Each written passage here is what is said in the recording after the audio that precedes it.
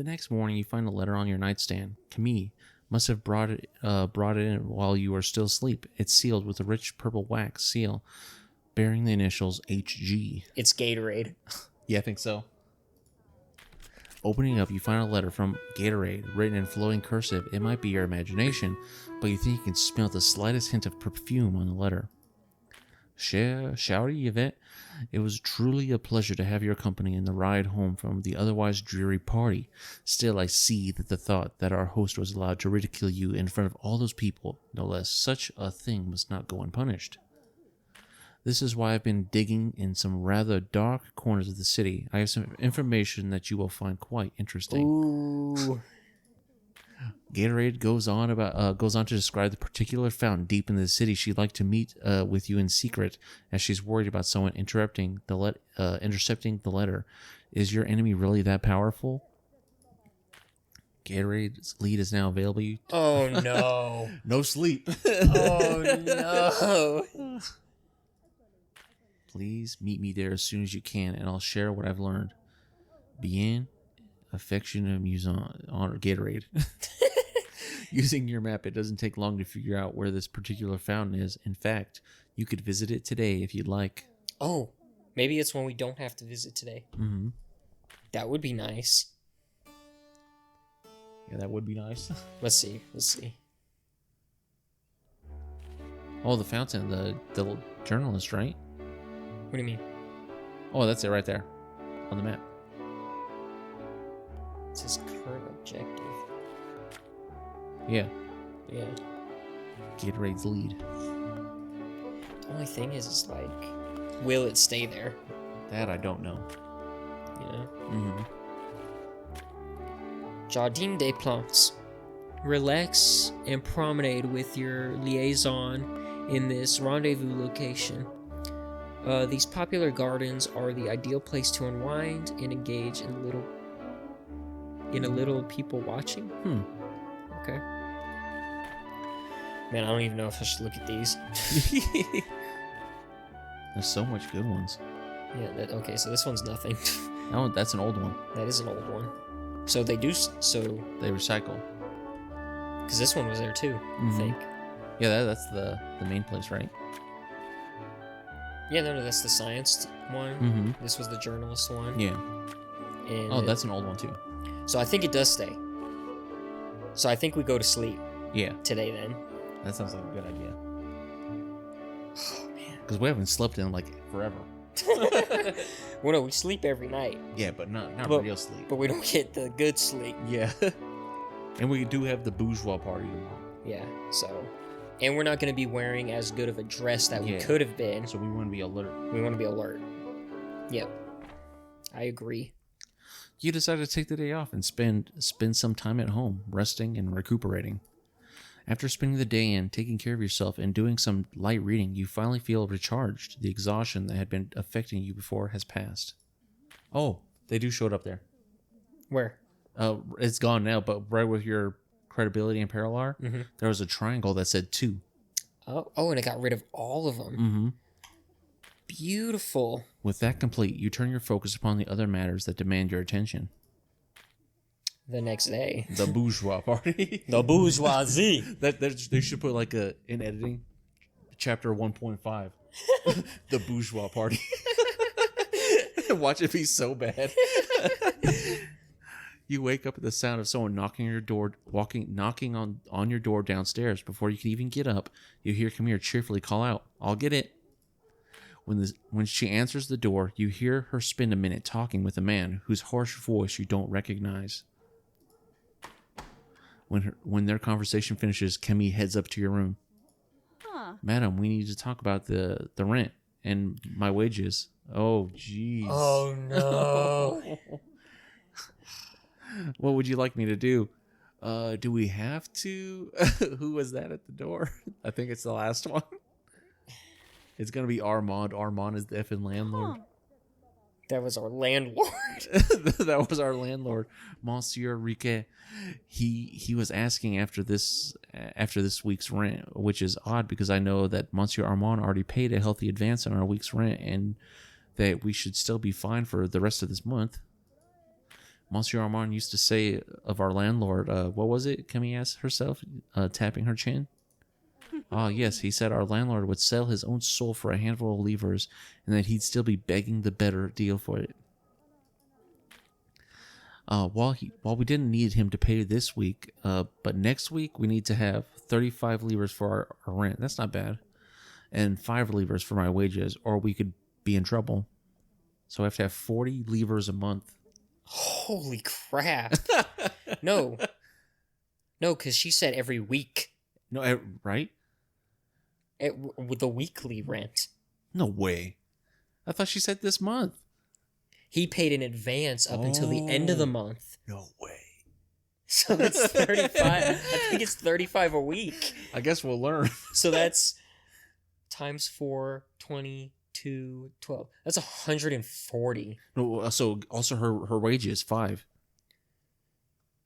So 160. Yeah. And we have 178. Well. Oh my goodness. And we're going to bourgeois parties we can't afford, dude. I'm so glad we didn't buy a dress. Oh my goodness. Oh man. Okay, so okay. You now will need to pay both your rent and the wages of your servants every week, or deal with damages to your credibility, or perhaps even peril. Every week, that's effing nuts. That's 40. That's 40 every week. Oh my god. We gotta get that good gossip, dude. Oh my god. No, we no longer do cheap. We no longer do cheap gossip. And if there's options where you can steal or oh my god. What does Armand do? When he's making enough to... He's not here. He's doing whatever he does. I don't know. Oh my goodness. Is there anything else, madam? No, can we just... Breakfast will be fine if I can afford it.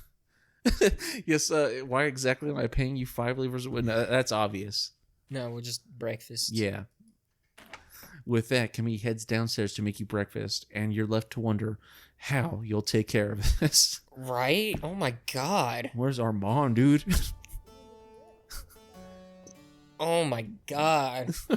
Dude, I almost feel guilty going to this bourgeois party. I can't afford rent next week. Oh my goodness.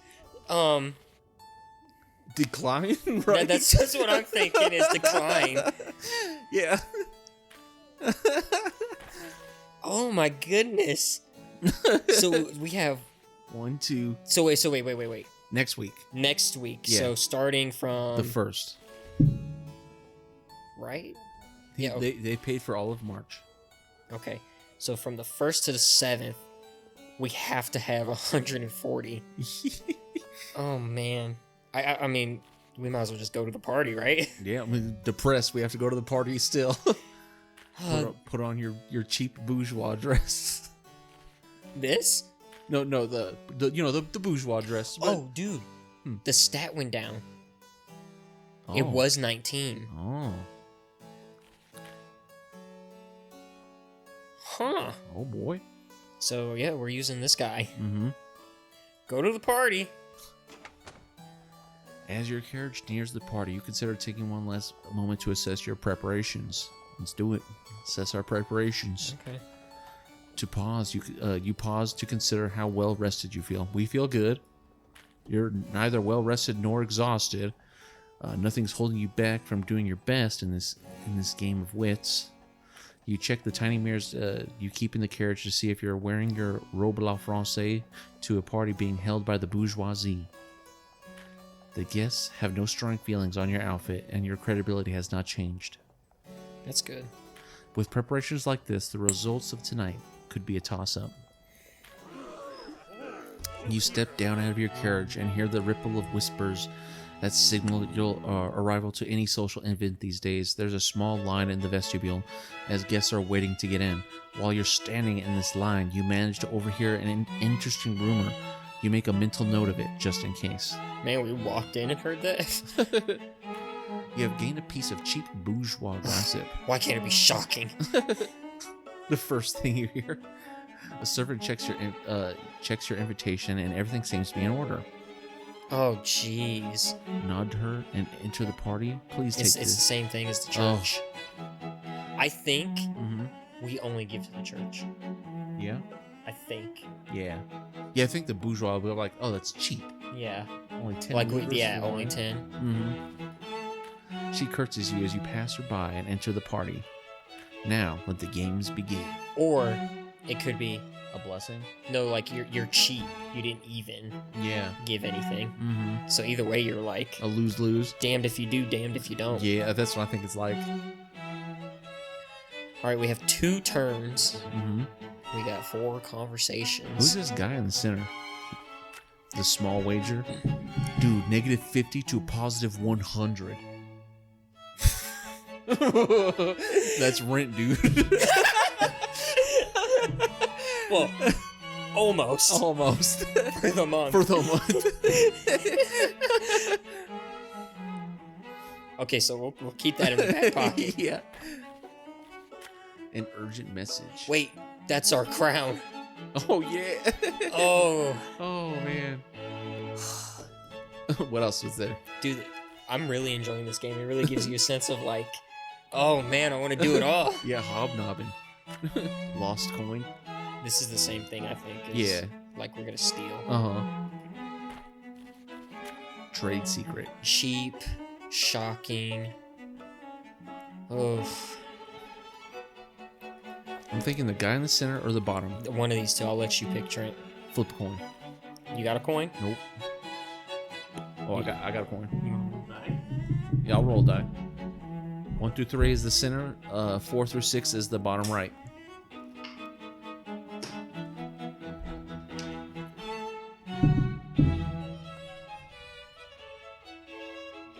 One. So I guess it's the center. Man, you rolled this twice And today. it, both times. That's crazy. Mm-hmm. All right, center. Here we go. Please, Get us 100. That would be nice. Watch us lose money. Man, that would blow. Hearing an outburst of cheers, you wander into a small room to see what all the fuss is about. Inside, you find a group of men clustered around a table with a roulette wheel. Set up on it, there are faces of mixture of fear, disappointment, and triumph, but they're all obviously excited. After the latest spin, some grumbling is heard, and some coin is exchanged. Oh no, Trent. You know what I just thought about? Huh. They put this here because we just got told about the rent and everything. They're like, people, of course, will go for that. Yeah. We're not making any money. We're losing money, man. No, we might. Looking up, a man approaches you. Care to make a wage, madame? Risk a little coin. Je suis désolé, but I try to avoid such pursuits. I'm not sure. Can you tell me how it works? I say risk a little coin, gain a little excitement. Oh boy. You are a woman after my own heart, he laughs, ushering you through the crowd to see the table itself.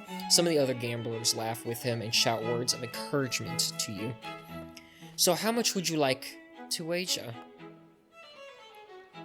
Let's make this exciting, shall we? 50 livres? Do you want it? Yeah. Oh my god. I think we're going to win once we pull out. His eye twinkles like diamonds as he takes your money. A bold choice, madame. This is bourgeois behavior. You have spent. Oh no. Red or black? Red or black? Red or black? Red. See, I'm thinking black. Black? Oh no. Okay, what if you guess a number and I guess a number? Huh? What? I'm gonna say 7. What do you mean 7? Yeah, I don't know. I don't know what you're talking about. I was gonna see whoever got close to was 10. See if you were closer to 10, you would have got it, and if I was closer to 10, I would have. But you would have just picked 9 at that point, right? Well, being honest. Here, we'll go with reds. Okay. Since you're the one that really wants the money. He places your coins on the outside betting track for the red and the clear, and declares, and the dealer releases the ball into the spinning wheel. The ball spins frantically in the wheel. The gamblers go quiet, all watching the ball with such intensity, as if there was nothing else in the world. Cheat. See, I don't know if we should cheat because We have credibility. Yeah, but it might cheat out of our favor. Well, what's it say about credibility first? It's a medium challenge. We have 50 credibility. Do you want to do it? Let's try it. As the ball starts to slow down, leaving the rim and drifting towards one of the pockets, everyone around the roulette wheel goes still as a statue. That's when you make your move. My heart is pounding, dude. Slowly and carefully, you reach your hand towards your coins. While everyone else is focused on the game, you focus on winning. Noticing that you're about to lose, you deftly switch the placement of your wage to a different color. Oh my god. I thought she was gonna just hit the table or something. No. She's smart. The ball lands in your newly selected pocket, and the gamblers erupt into a bevy of cheers and groans. The man glances down at your wager's placement with the note of confusion, but can't seem to find any fault. He hands you your winnings. Congratulations, madam. It seems you have beginner's luck. You've won 100 livres. We got rigged.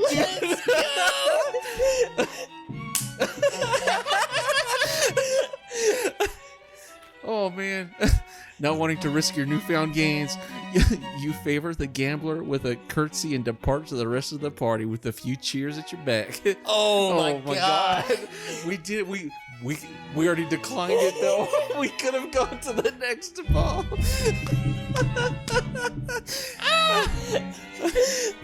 Oh man. Oh, this is great. Outlandish rumors. That was an event. Oh, this is an honorary favor. Ooh. I think We're favored we with have it. one. Mm-hmm. Military. Oh, this is a lot. That might be a good one. Could be. Trade secret. Oh, this was the same one. It's just moved. Mm-hmm. Turnabout is fair play. A libertine gentleman has need of your skills in order to exact a devastating plot to avenge a petty slight. I don't know about that. Yeah, I don't know either. Colleague in journalism. I'm thinking maybe we take the risk on this one maybe because it's got all this stuff. But it also has the Gatorade one, right? Yeah. Yeah, I think that might be the best one. And it's our last thing. You think so? Yeah, this is it. You notice two women, apart from everyone else in the room, laughing in that guilty yet carefree way that suggests something is afoot. They've yet to notice you, yet you're drawn to them like a banker towards an outstanding debt. Oh, I've heard the most outlandish things from my fellow business partners in the bourgeoisie, but I just know it'll come back to haunt me if I repeat it here. Oh, what a familiar feeling. My husband's told me of what he's seen in the army, and I'm of the same mind. I'm not sure if I could endure the backlash I would result.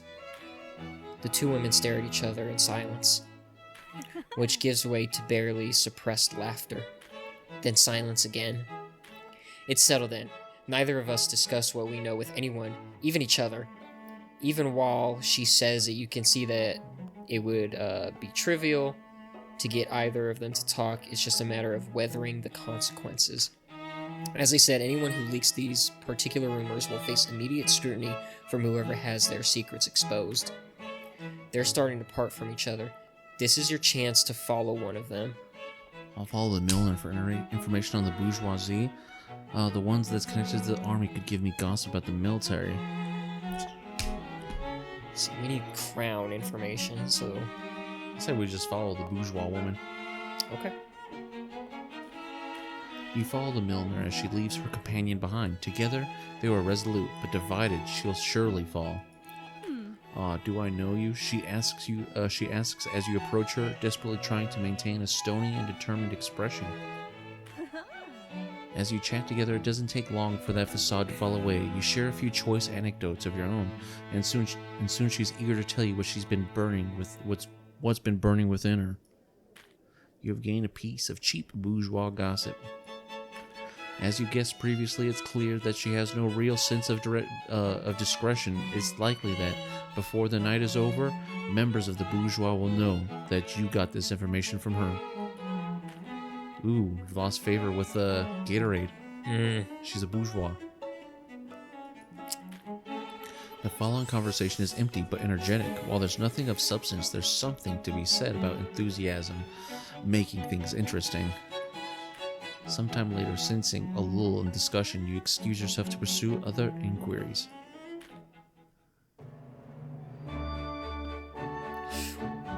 Cheap gossip. -1. Man, we have to get that gossip from Gatorade before she hates us. Yeah.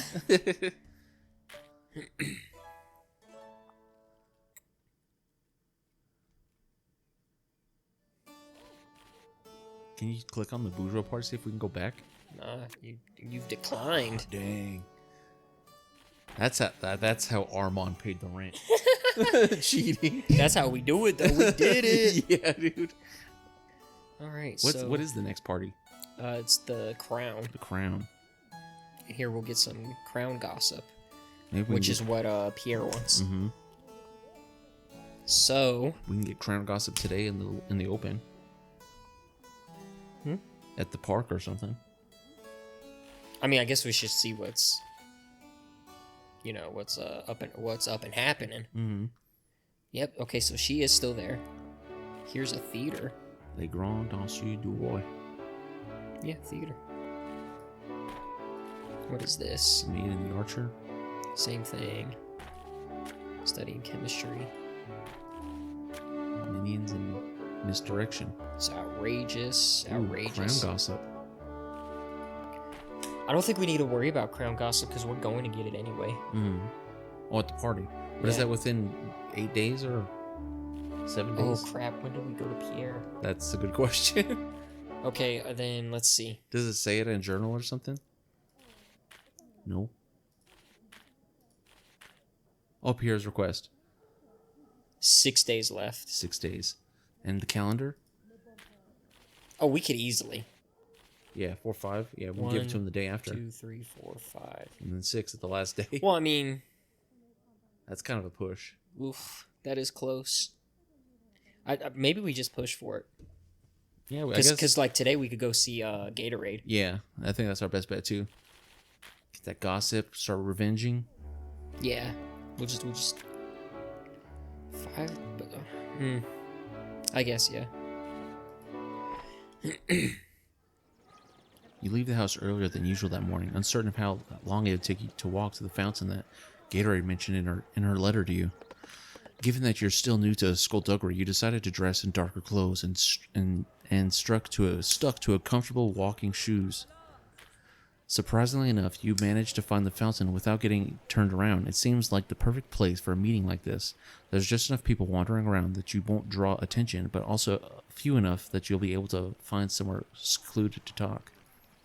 Looking around, you can't spot Gatorade anywhere, so you decide to take a seat at the edge of the fountain. It makes sense to be visible enough that she'll be able to find you without any flashing, waving, or signaling. You get comfortable, smooth out your skirt, and pause for a moment and reflect on the decision that led you to the point in your life where you're having a secret rendezvous with the glamorous widow to learn the secrets of your most hated enemies. If anything, they must have been some good decisions. After only a few minutes of waiting by the fountain, Gatorade carriage pulls up and Renee, Gatorade's trusted coachman, steps down off his box to open the door for her. It's the middle of the day, but the inside of the luxuriously decorated carriage is still shrouded in gloom. Gatorade steps down from her carriage. Bonjour, Yvette. I hope you haven't been waiting long. Please step inside. I would rather not share this information while in public. Yeah, just Mercé. Mm-hmm. Je t'ai pris. I have no idea. She replies before offering her hand and helping you into the carriage. You've gained a little favor. Oh, nice. That makes up for what we lost. Yeah. As with before, it takes a few moments for your eyes to adjust to the oppressive gloom within. Madame Gazelle follows you inside and takes up her normal seat from across you with a silent signal to Renee.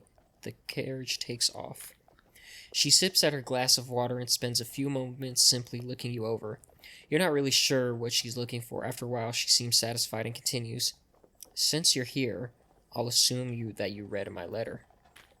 It's possible that you're more forgiving than myself, but the thought of what happened to you that night still makes me livid. Starting off, I barely knew anything about Maximum, but the more I started learning about him, the less I liked. Knowing what I know now, it doesn't surprise me that he would be so absolutely vile to you. While I have nothing against the revolutionary nationalists per se, I often get the feeling that denouncing those with less informed or extreme views is their preferred way of accruing political currency. Gatorade pauses to stare out the window for a moment. I prefer money. It seems less cruel. Tell me about it. Speaking of cruelty, I started looking into Maximum's household. If you want to learn something about someone, see how they treat the closest to them. That's when I divorced the Maximum estate hires and fires servants at a prodigious rate. She pauses to reach the pocket of her dress and hands you a list of names, presumably of aforementioned servants. Most of those that left his service were quite vocal about the reasons for leaving, usually citing things like long hours, skipped wages, and other issues. However, I noticed there was one servant who left completely silently. I wouldn't have given it a second, though, if all the others were so loud. I think that's supposed to be thought. I think so, too. A servant left Maxim's service, but keeps the reasons a secret. If that presumptuous rodent has a weakness, then this is it. I think you're right. Well, now, you're enjoying this, aren't you? I think that one. Yeah. Oh my, yes. She answers, making no attempt to hide how much she's relishing this current situation. See, we like the favor-ups. I like you, and now that I actually know something about him, I hate Maximum. Madame Gazelle pauses to take a sip of water. The idea of bringing him to some sort of justice is extremely satisfying. Keep in mind that we're going to bring about his ruin. The best time to do so would be April 24th, the night of this much-advertised grand salon. The Madame Gazelle chuckles to herself at the thought. This is Maximum we're talking about. So while there will be a lot of art, he'll be making every effort to keep all the attention on himself. This means that any damaging revelations that happen to bring to light will be impossible to ignore. Of course, to do this, you'll need to find both evidence and an invitation to the salon itself. Oh, jeez. Given what I saw from you that night, I have a feeling that you and I share a flair of the dramatic. I expect that whatever you choose to do will be suitably poetic, considering what he's done to you. Madame Gazelle signals Renee, and the carriage begins to roll to stop. Pulling back the curtains for a moment, you realize that you're already outside your home. While we must unfortunately part ways, Gatorade says as Renee opens the door, I wish you the best of luck in your quest for vengeance. Ooh, that's gonna be good. She helps you out of the carriage with a crack of Renee's whip. Her carriage departs and winds down the way to the city. You stop to think about the new information. A mystery servant who left Maximum's employment suddenly, and under murky circumstances. It seems fruitful, but you'll have to dig deeper first. Research of Maximum is now available in the Paris map. With that, you begin to plan your next move against a sworn enemy. If you're going to bring Maximum into ruin, you'll have to be ready by April 24th. Oh my goodness. So we got a whole month. Yeah. Pretty much. Well, almost. Okay. Wow.